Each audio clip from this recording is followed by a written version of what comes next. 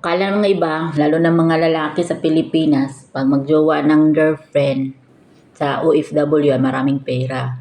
So maraming nabiktima ng mga OFW dahil naloko ng mga jowa sa Pilipinas. Pero ako, ibahin nyo ang jowa ko.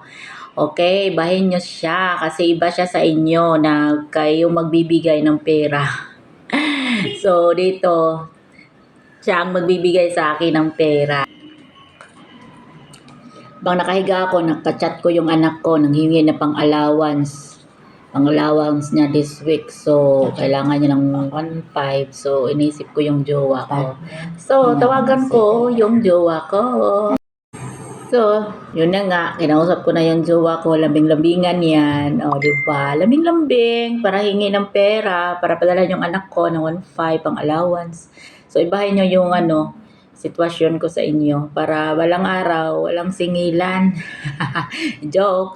Pero ako talaga, hindi naman sa naging ako na magkampera. Siyempre, magjowa ka, kailangan mo din, kaya mong suportahan yung anak ko, no? Pagkapag magmahal ka ng single mom, package na yan. Mahalin mo rin yung anak. So, kailangan mo din magbigay ng suporta, no? Jowa-jowa ka. Tapos, hindi mo pala kaya magbigay ng Hindi lang puro good morning ma, good morning, I love you. O, diba? Kailangan din may pera, no? Pero, dapat, hindi ka magbigay ng pera. Dapat sila magbigay ng pera sa anak mo. Kung talagang mahal ka nila, sila ang magbigay, hindi ikaw.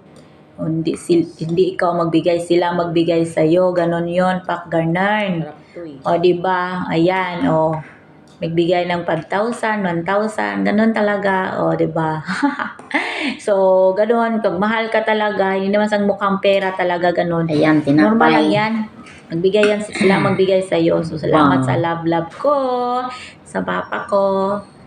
Pambihira lang ganun talaga makakita ka ng lalaki na magmahal sa Sarap.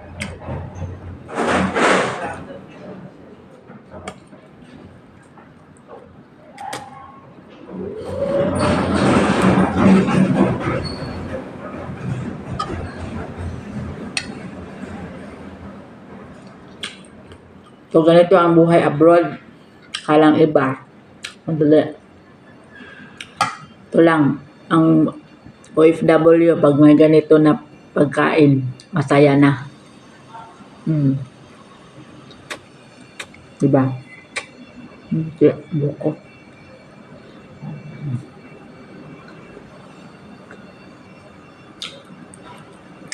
Hindi lang puro good morning ma, good morning, I love you. O, diba?